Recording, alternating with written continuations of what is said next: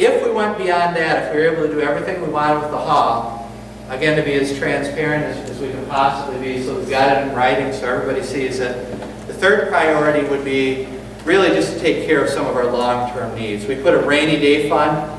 The only big project that I could see on the horizon that would require fundraising would be, we have been trying for the last over a year to try to get sisters, maybe 2 to 4 sisters to teach here. And if that ever worked out, we'd have to find housing for them, or we'd have to put them in the rectory and find housing for me. But there would be obviously a big expense there. Other than that, though, this rainy day fund would really be used for the big projects that we know are coming. Parking lots, roofs, mechanical system replacements. You see, we put safeguards on that, on the use of that fund, that if we were fortunate enough to get to this level, to spend money from it, the project would have to be over $100,000. Finance Council would have to approve the expenditure, and it would have to be communicated to the parish via the bulletin. The reason we did that is we thought, if we're fortunate enough to get to that level where we're getting to third priority, we've got money in there, we don't want the priest spending money on new furniture and then sprucing up the office, and then suddenly in 2 years you've went through $150,000 on all these small projects. We thought if we're fortunate enough to get to this level, we really want to be able such that when the next big project comes, we can take care of it without exhausting our savings. That we really have this built up for long-term needs. So I shared with you in my homily a few weeks back that I pledged $15,000 to this campaign, which I feel like was the best gift I could do. And I did that because I really feel like this is an incredible opportunity. We brought this picture to the different meetings. You can see that picture was probably early 1960s because the church burned in 1959, rebuilt in 62. So church is up. Remember that insurance covered a good chunk of the church, but a lot of people made huge donations to build that church. It looks like the school built in the 60s is not up because you see all of those trees. Of course, the parish office was built in the late 70s, so that's not in the picture. The rectory was built in the 80s, so that's not in the picture. The school gym was built in the 80s, so that's not in the picture. And this building was built in the 80s, so that's not in the picture either. There's no parking lot even in the picture, right?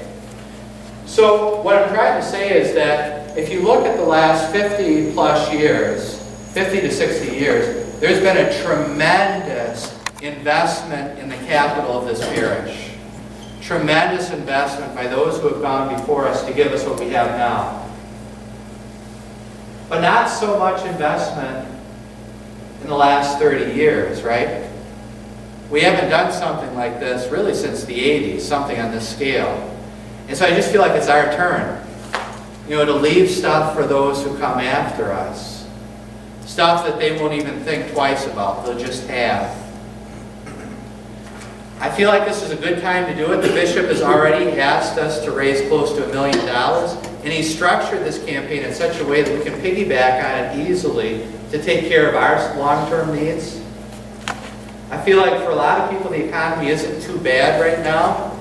We just hit a good time to be doing a capital campaign. For us, again, the diocese picks up the services of greater mission, so for this campaign I write no checks to the diocese. From the parish, I write no checks to Greater Mission.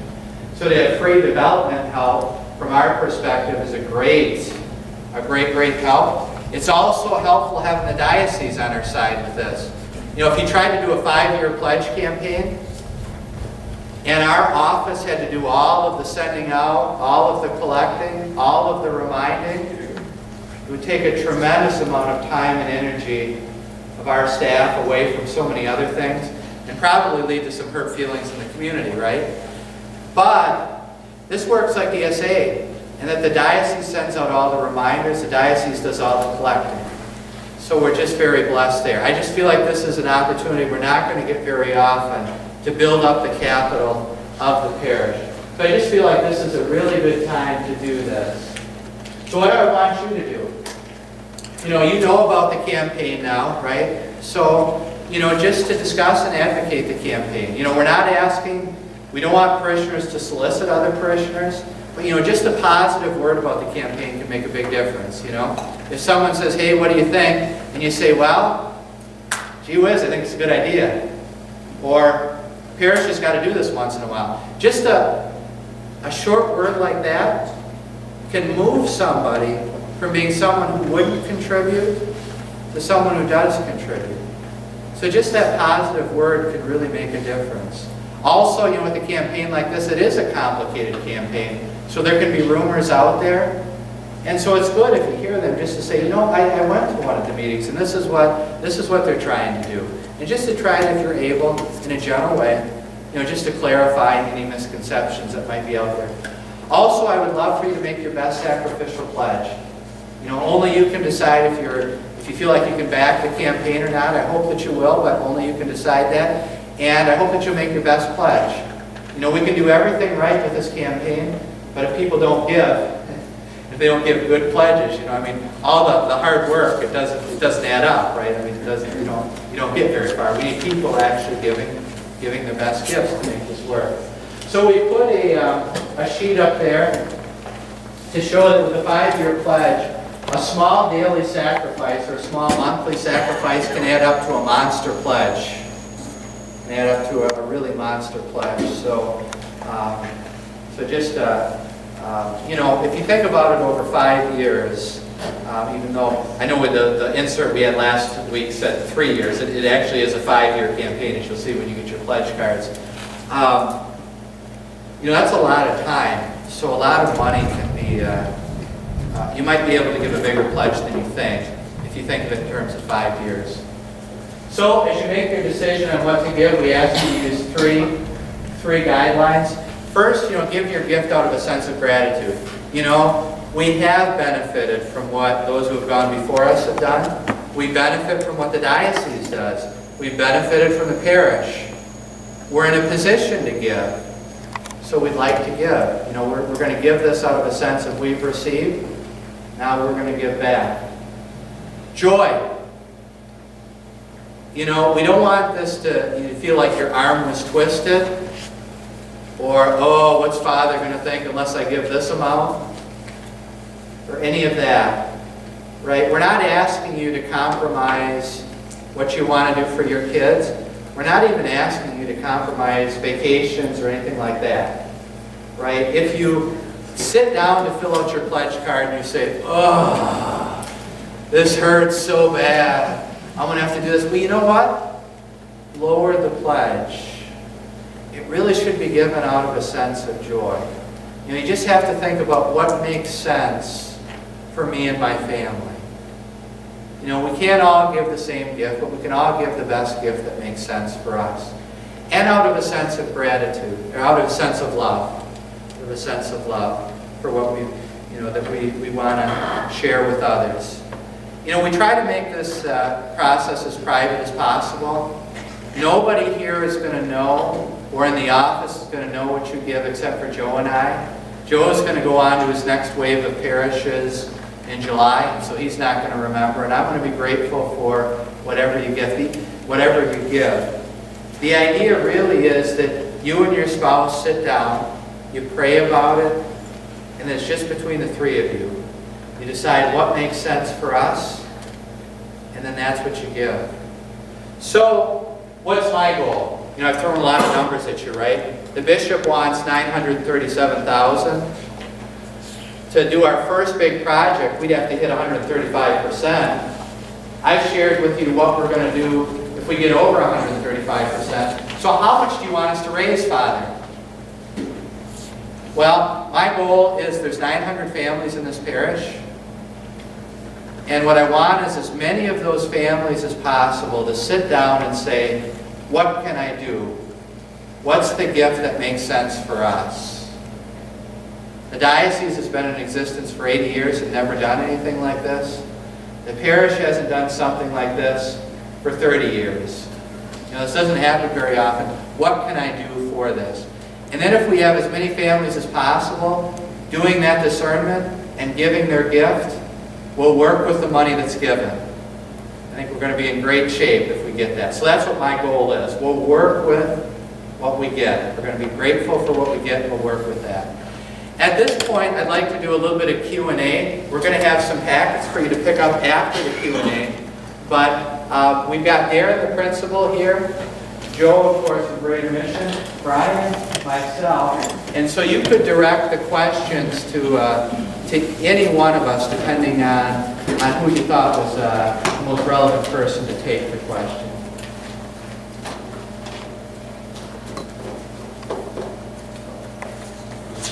Sure. Do you know, would direct withdrawal be something you would set up for accounts? Yeah, yep. So on your pledge card on the back of it, there's an EFT or credit card option which you can select. And then that's all you would put on the pledge card. You yourself would put in your banking information online. There's a website, winnestoke.net, it has on the pledge card there. Because we don't want any of your banking information, so you would just set it up online. Great question.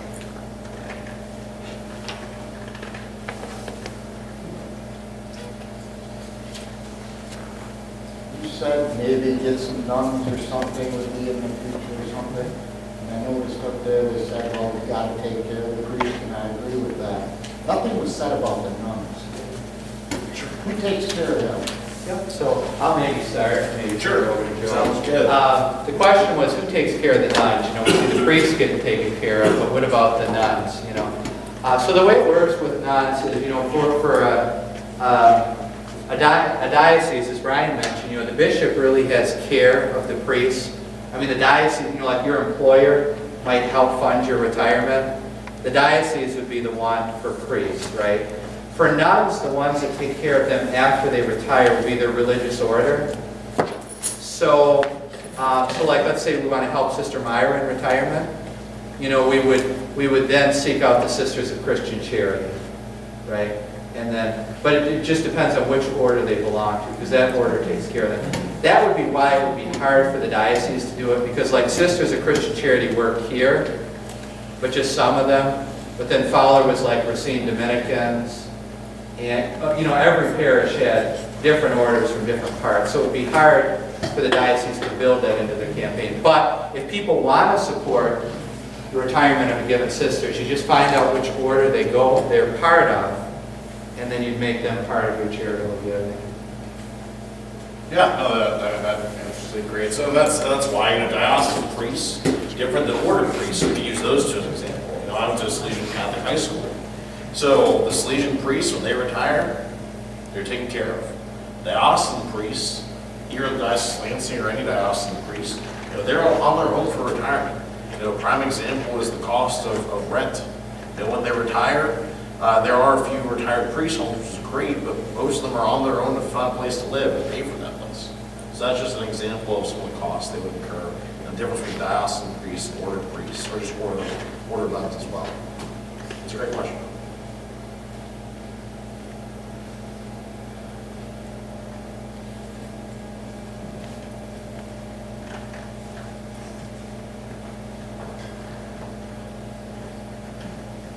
No more questions? Okay, so, you know, and that's a great question too, because that's the third time in these meetings that the sisters have come up, and so it makes me think that the sisters have left a lot of good memories, a lot of good impressions, a lot of folks.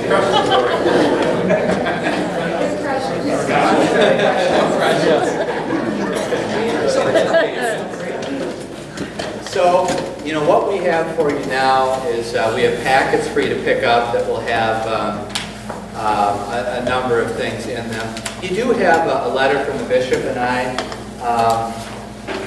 you know, and it has a suggested giving range in it that Greater Mission works to establish. You know, they use a number of data points to establish. You know, it's just a suggested range.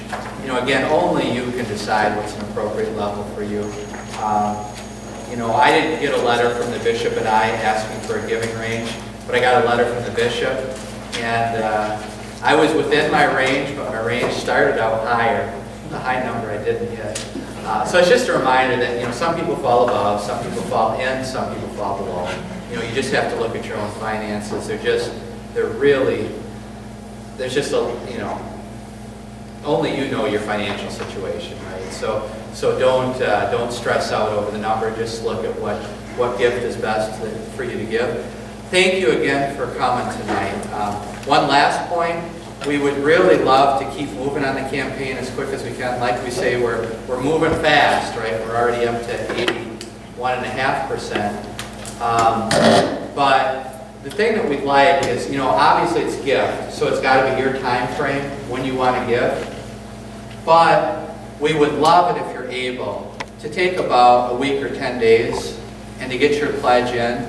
You could either drop it in the collection, drop it in the drop box at the office, or send it directly to the diocese. It has an address in there on your envelope, whatever you want to do.